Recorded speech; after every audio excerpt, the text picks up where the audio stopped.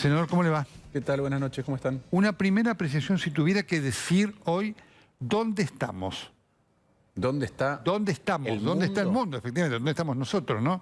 Bueno, el mundo me parece que entró en un territorio desconocido. Entró en aguas que hace mucho tiempo que no se navegaban. Desde la Segunda Guerra Mundial que no hay confrontación directa entre potencias. Han ocurrido, obviamente, uno puede hablar de Vietnam, o puede hablar de Corea, o puede hablar de Kosovo, pero este tipo de acción directa con confrontación tan fuerte entre potencias hace mucho que no ocurría. Más allá del devenir de por qué esto acontece así ahora, lo cierto es que el gobierno de Putin ha atravesado una línea que deja a todo el mundo en un lugar absolutamente desconocido y que tiene consecuencias que todavía no alcanzamos a dimensionar. En primer lugar, como decía, otra vez guerra en Europa, ¿sí? Algo que de una gravedad muy intensa. En segundo lugar, como hemos tenido 70 años sin este tipo de conflictos, la reacción del resto del mundo, lo que puede hacer, no está muy clara. Y hoy lo que vemos son sanciones de índole económica, más que nada, que en primer lugar no sabemos, primero, qué tanto afectan hoy la decisión de Putin de continuar o no, Claro. Parece poco, ¿sí? Y en segundo lugar, si afectan en general en un plazo más largo. Cuando uno mira el bloqueo a Cuba o cuando uno mira a Venezuela, no es que la acción económica de aislamiento por parte de la comunidad internacional modifican en el corto plazo el devenir de los acontecimientos, y el devenir de los acontecimientos hoy está cobrando no solamente vidas, sino un cambio de reglas internacionales. Un punto para preguntar y ya empieza la mesa, ¿no? Porque además usted fue embajador argentino en Washington. Hoy, a través de las redes, estaba viendo que, como siempre ocurre, la ciudadanía americana no quiere participación de americanos, no quiere que mueran en territorio extranjero, después de lo que fue Vietnam, Afganistán y demás. Porque este es un punto clave. Hoy usted entiende que esto condiciona el accionar hoy de Biden, como hubiera sido de Trump, frente a esta necesidad tal vez de actuar con la fuerza. A ver, primero sabemos que Trump dice cosas distintas en momentos distintos del tiempo, pero ahora no es que avalado, pero hasta elogiado el comportamiento de Putin. Dijo, es un genio. En segundo lugar, creo que obviamente en Estados Unidos, para que nos demos una idea de lo que han significado las guerras en Estados Unidos tiene alrededor, cuando se habla de los excombatientes, que siempre son un tema de discusión en las campañas y que están siempre omnipresentes en la discusión, en el debate público americano, Estados Unidos en este momento tiene alrededor de 18 millones de excombatientes. Claro. ¿Sí? Entonces, obviamente que es un tema de hipersensibilidad en la opinión pública americana. Ahora, también es cierto lo siguiente, es después de falta de ejercicio, por suerte, en el mundo durante 70 años en conflictos de esta magnitud, esta gravedad, que pueden implicar al resto del orbe de una u otra manera, no hay un ejercicio de cómo abordarlos. Otra vez, no sabemos cuáles son las respuestas que pueden disuadir de este mismo comportamiento, no a Rusia, sino si este es un comportamiento que termina sin ser castigado a la escala que debe ser castigado, ¿qué impide que otros tengan un comportamiento similar? Bien. Y por ende eso también empieza a repercutir en cómo el mundo se percibe a sí mismo en términos de cómo se debe autoproteger o cuáles son los rubros de gasto que tienen que ser primordiales, si los países tienen que empezar a gastar más en materia militar, si este tipo de conflictos se puede extender. Por eso digo que estamos navegando aguas poco conocidas. Lo que sí está claro es que entre la restricción interna de Biden más la falta de ejercicio más el castigo por ver que Putin se sale con la suya, es muy probable que esto afecte el equilibrio político dentro de Estados Unidos. Lustó, te quiero traer a la Argentina. Hoy el gobierno sacó un comunicado a través de la Cancillería, pero lo dio la portavoz, Nelson, en el cual condenó el ataque, por primera vez puso Rusia, Ucrania sobre la mesa y condenó el ataque de la Federación Rusa a Ucrania. Pero hay algunas cosas, y te quiero preguntar, porque vos estás en el Senado, y la presidenta del Senado es Cristina Kirchner. Vamos a ver, Nelson, la cuenta de Cristina Kirchner, que es la vicepresidenta, que ha tenido relación como presidenta de la Nación con Rusia. Vamos a ver sus últimos tweets, 27 de enero. No hay ninguna referencia de Cristina Fernández de Kirchner, que tanto le importa la política, la geopolítica, que hizo una lectura de esto cuando fue el tema de las vacunas. No hay ninguna reacción hasta el momento, hasta esta hora, de la vicepresidenta. ¿Qué opinás de esta situación, Lustó, de lo que dijo Alberto y del silencio de Cristina. A ver, primero con respecto al silencio de Cristina, tanto como la primera reacción de Cancillería, son contradictorias con la misma postura que tuvo Cristina en 2014 con la invasión de Crimea. Claro. Porque Así en es. ese momento Argentina estaba sentada en el Consejo de Seguridad de las Naciones Unidas y cuando uno mira lo que expuso en ese momento Marita Perceval, que era la embajadora de la Argentina ante las Naciones Unidas, claramente condena la violación de la integridad territorial, de la soberanía y de la autodeterminación. Entonces hubo una condena en ese momento que contrasta con lo que vemos hoy. El primer comunicado de Cancillería me parece que corrige un poco lo que fue el primer comunicado. El primer comunicado para mí daba cuenta de varias cosas. Primero, no era sorprendente, había dado cuenta del viaje que había hecho el presidente y la actitud que había tenido el presidente en su reunión con Putin. Creo que eso es significativo. Y segundo, creo que la Argentina subestimó, otra vez por falta de un análisis muy profundo, cuáles eran los posibles escenarios. Había 3 posibles escenarios acá que estaban descritos por todos los analistas internacionales en geopolítica. El primero es que esto fuera una escalada hasta un nivel de negociación. El segundo, un conflicto bélico limitado. Y el tercero, con más baja probabilidad, pero no desdeñable, hablaban de 30%, que esto terminara en un conflicto bélico a gran escala y una invasión completa, que es lo que terminó ocurriendo. Entonces yo creo que el primer comunicado fue una suerte de desprecio por los posibles escenarios que después podían ocurrir y creo que hay una corrección. Pero por otro lado, estamos viendo que no hay ni una sola palabra de la vicepresidenta, a pesar de que su postura cuando fue presidenta fue distinta. Y sobre esto solo podemos especular, no podemos decir mucho, pero yo creo que la presidenta cuando se enfrentó en su momento, digo, cuando era presidenta y se enfrentó con una crisis internacional, hizo una lectura de acuerdo a su propia interpretación de lo que estaba pasando, que era el fin del capitalismo, etcétera, y que eso implicaba que ella podía implementar otro tipo de reglas en Argentina, dada lo extraordinario de la situación. Yo veo que en el silencio de hoy quizá hay un componente de esto, es qué es lo que está pasando en el mundo, a ver qué cosa extraordinaria debería ser Argentina en un contexto absolutamente distinto. ¿Cómo crees que le cae al kirchnerismo realmente lo que está pasando? Porque uno solamente con sobrevolar un poco las redes se encuentra con que hay gente que habla a favor de la invasión de Putin. Argentinos que hablan del supuesto nazismo de una parte de Ucrania, que hablan de que Estados Unidos habría motivado todo este enfrentamiento entre Ucrania y Rusia. El kirchnerismo, ¿qué percibís vos que siente frente a esta invasión? ¿Crees que lo condena o crees que tiene una mirada un poco más tolerante con lo que está ocurriendo y lo que está haciendo Putin? Primero, no sé si hablar del... Hoy ya no sé qué es el kirchnerismo.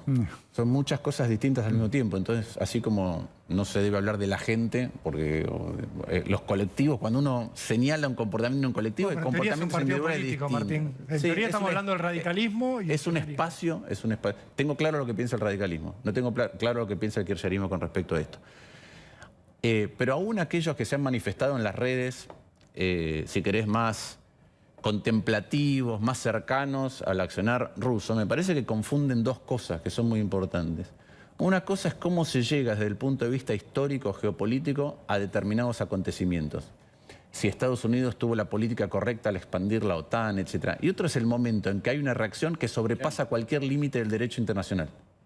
Entonces, la reacción no puede ser explicada desde el punto de vista del derecho internacional por una acumulación de errores de política exterior o por desavenencias o por lo que... No puede ser explicada. Ahí es donde me parece que el kirchnerismo no está dando muestras de cuáles son los principios, digo el kirchnerismo, porque en este caso sí creo que el gobierno no fue lo suficientemente contundente, de cuáles son los principios que alientan en el orden internacional. En todo caso, quizá pueda aclarar un poco qué piensa el kirchnerismo si vemos lo que tuiteó Evo Morales, que es muy cercano al kirchnerismo. Dijo, la guerra nunca es la solución, somos la cultura de la paz. Bolivia es pacifista y antiimperialista. Condenamos el intervencionismo de Estados Unidos para enfrentar 2 países como Rusia y Ucrania. Europa no puede convertirse en el teatro de operaciones de Estados Unidos contra países soberanos. Increíble. Haciendo un malabarismo maravilloso para echarle la culpa a Estados Unidos de que Ucrania tenga un problema y Rusia tenga el problema ahora, ¿no? Sí, esa es la opinión de Evo Morales, que como decís, en muchos casos es Muy afín cercana. o suele pensar parecido a una parte del kirchnerismo. Por otra parte, creo que hay un problema no solamente de qué es lo que piensa una sociedad y se manifiesta, qué es lo que piensa una sociedad y puede transmitir al resto del mundo acerca de cuáles son sus valores en el orden internacional, sino que además entiendo que la postura que había tenido Argentina hasta hace poco es nociva para el reclamo de Malvinas. Claro, claro, es un tema muy importante ese.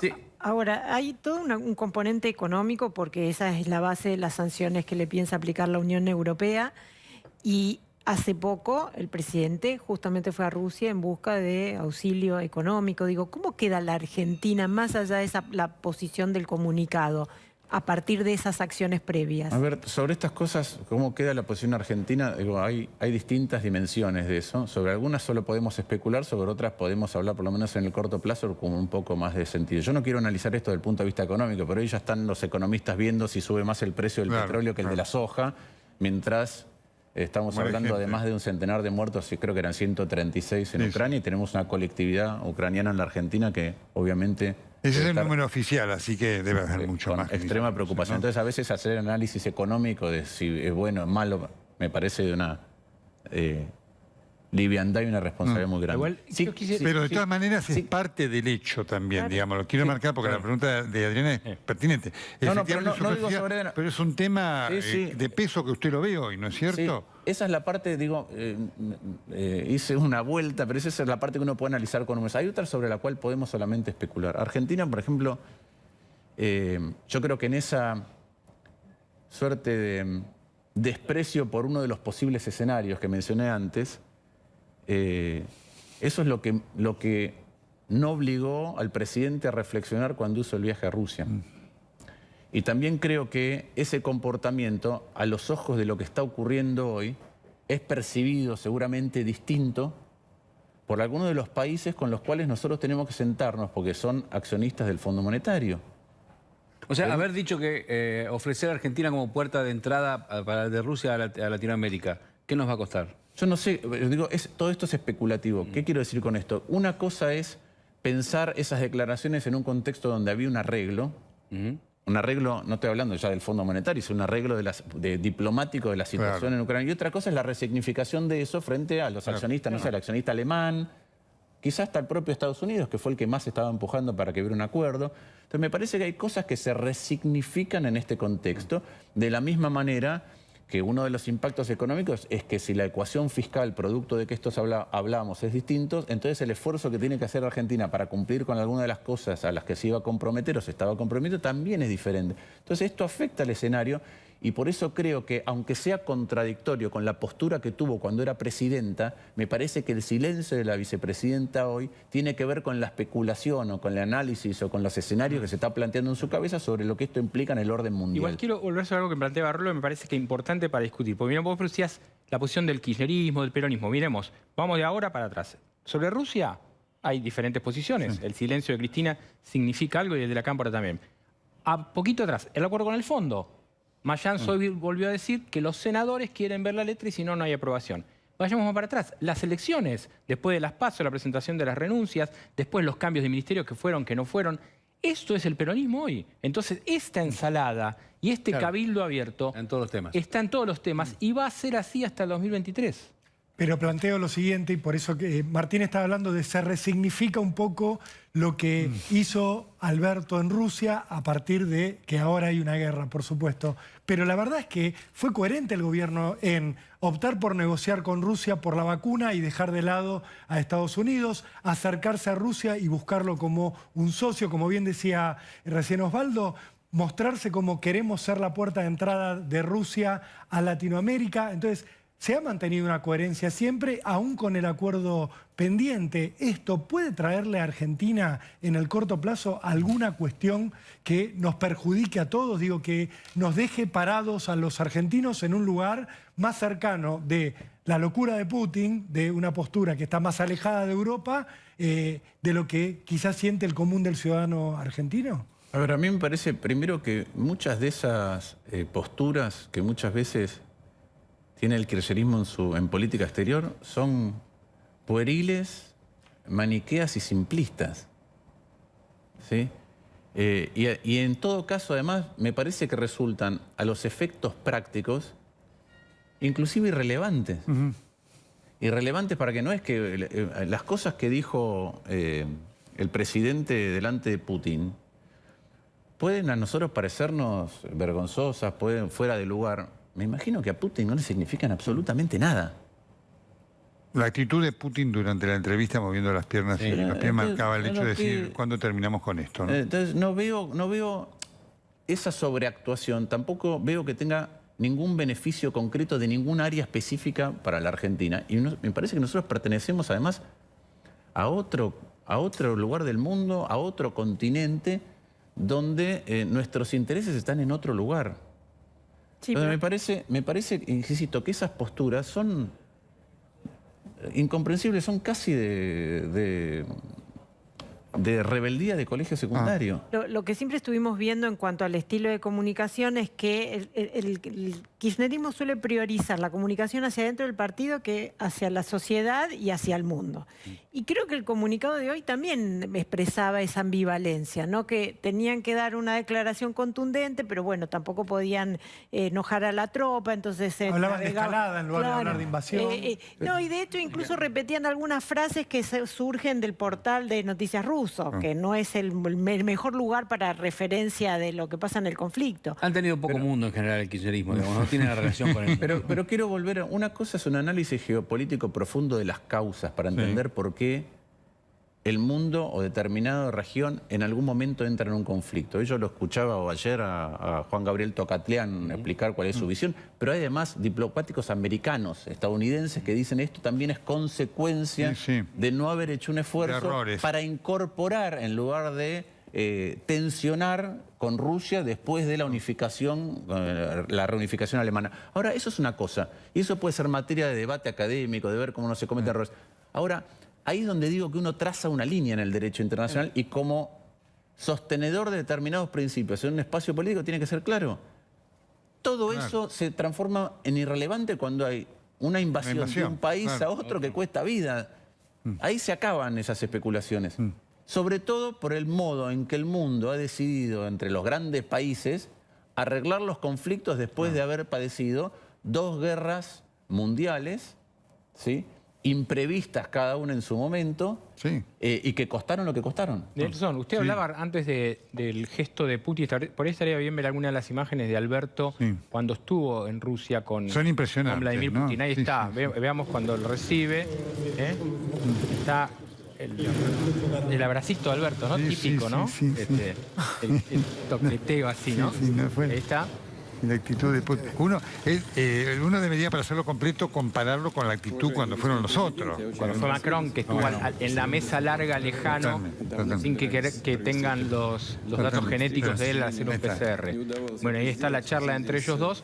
Y después toda esta cuestión de lo que dijo Alberto, lo que mencionaba recién Osvaldo, ¿no? De Argentina, que no había el problema en que fuera la puerta de entrada a Latinoamérica, Argentina sea la puerta de entrada de Rusia. Después esta confusión de que algunas cosas Alberto supuestamente las dijo no sabiendo que se estaba escuchando. Claro, sí, increíble, ¿no? Increíble. Como que él quería decir algo ahí que públicamente no lo iba a decir, que era esta historia de que Argentina tenía que dejar un poco la dependencia de los Estados Unidos y del Fondo Monetario Internacional. ¿Eso lo dijo pensando que no se estaba escuchando? Bueno, algunos en la comitiva dijeron que eso fue lo que pasó, que era algo que tenía que decir ahí, pero no fue una persona. Pero más allá de eso, es un enorme gusto para mí. A ver, si esa es la explicación para lo que, lo que dijo sí, Alberto, es la explicación. Es doblemente grave. Bueno, claro. ¿Sí? Un día, porque una vez no nos dimos cuenta, pero además quiere decir que en privado ese es el tipo de conversación que tiene con el líder de otro país. Es decir, en privado dice una cosa y en público otra cosa. Digo, yo contrasto eso con el discurso público de Alfonsín frente a Reagan. Entonces digo... ¿Pero te sorprende que Alberto tenga doble discurso? ¿Que diga una cosa delante de una persona y diga otra frente a otras personas? ¿Realmente? No. Porque creo que esa es una característica de su comportamiento, que creo que trata de decir a distintos interlocutores, no lo que él piensa que los interlocutores quieren escuchar. Porque yo insisto, creo que a Putin lo que le dijo Alberto, que estaría con la cabeza en todo esto... Sí, obvio. No le modificaba mucho. No es que dice, bueno, ahora tenemos en Argentina la puerta de entrada. ¿Y es difícil ser oposición a un presidente así, que dice una cosa y dice otra? No, yo creo que eso genera un problema diferente. Por ejemplo, vamos al acuerdo con el fondo.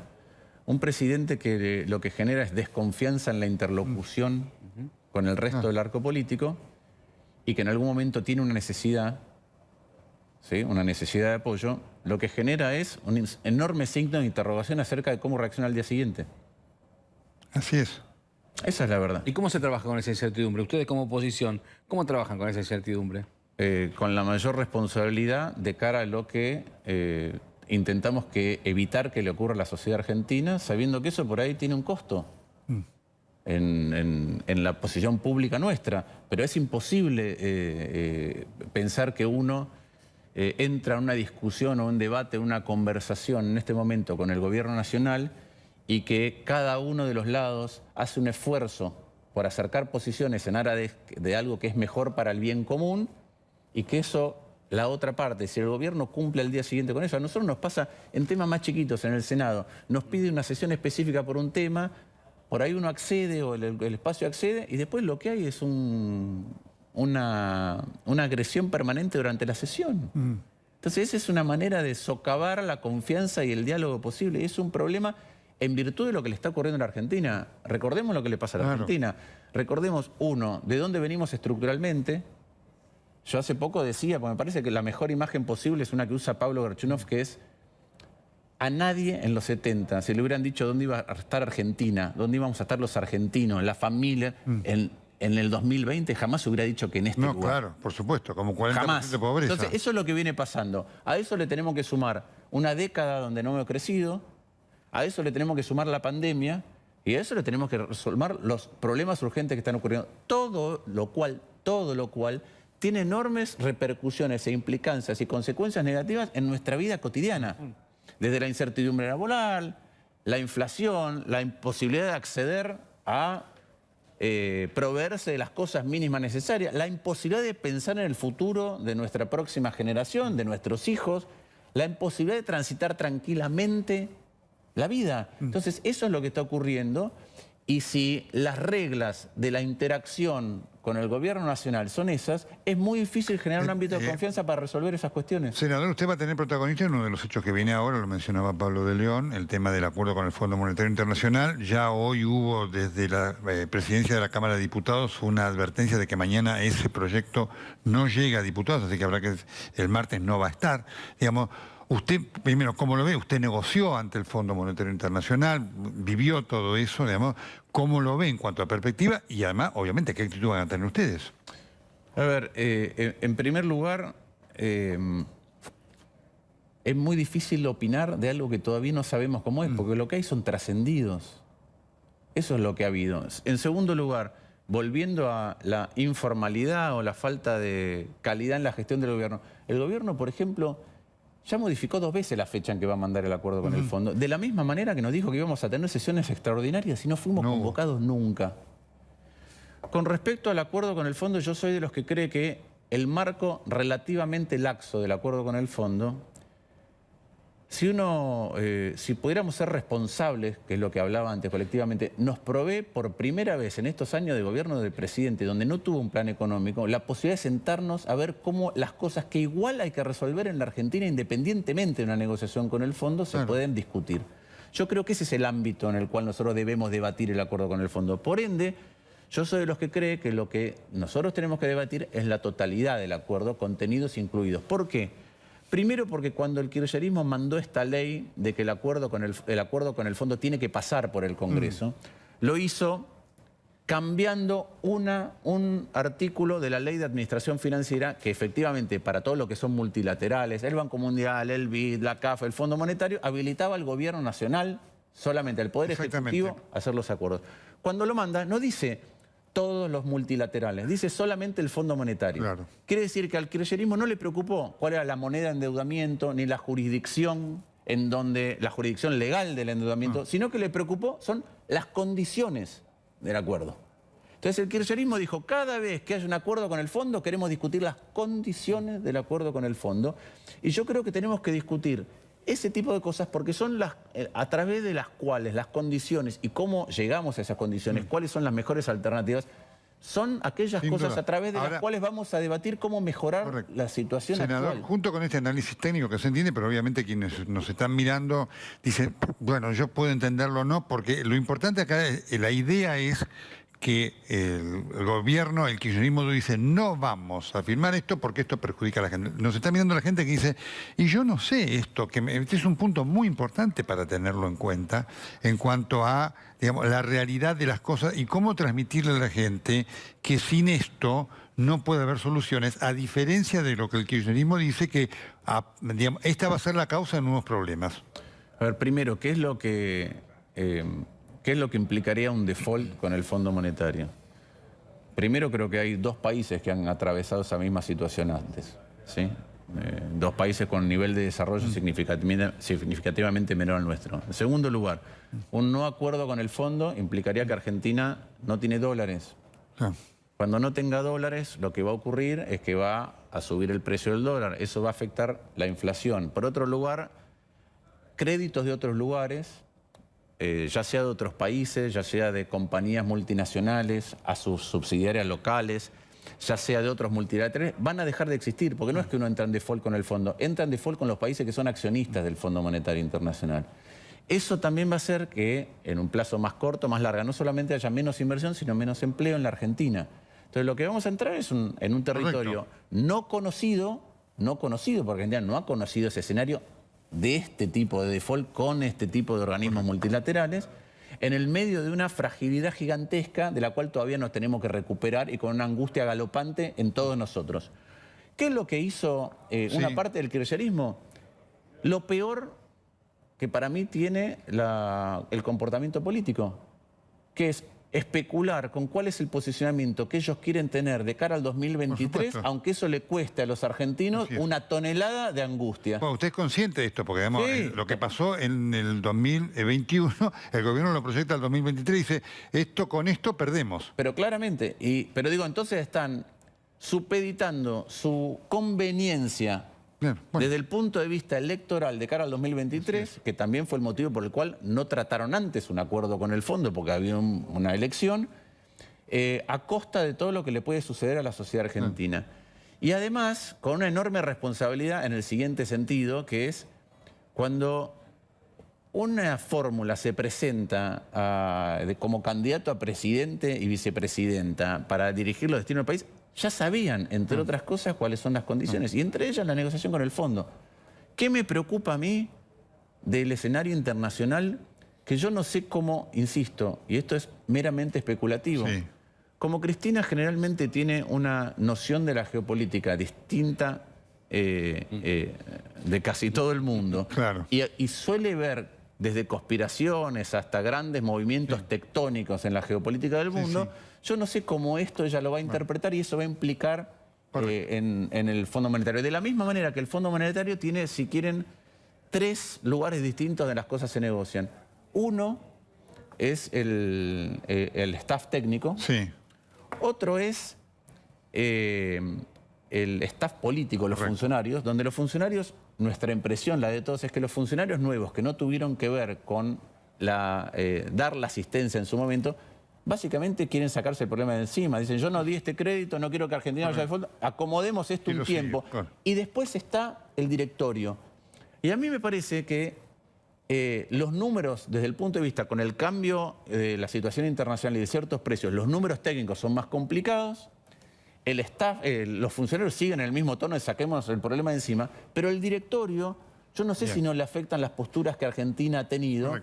Y no sé si esto tampoco afecta a la cabeza de Cristina al escenario internacional. Entonces, por eso digo que venga el acuerdo, que todavía no vino, que no sabemos cuándo viene, que sepamos que tiene y después opinemos sabiendo que nosotros no vamos a hacer desde el punto de vista de nuestro proceso de toma de decisiones lo que está haciendo en este momento el kirchnerismo, que es privilegiar o hacer una especulación de índole electoral y política frente a lo que le puede ocurrir a la sociedad argentina. Senador Martín Lustó, muchas gracias.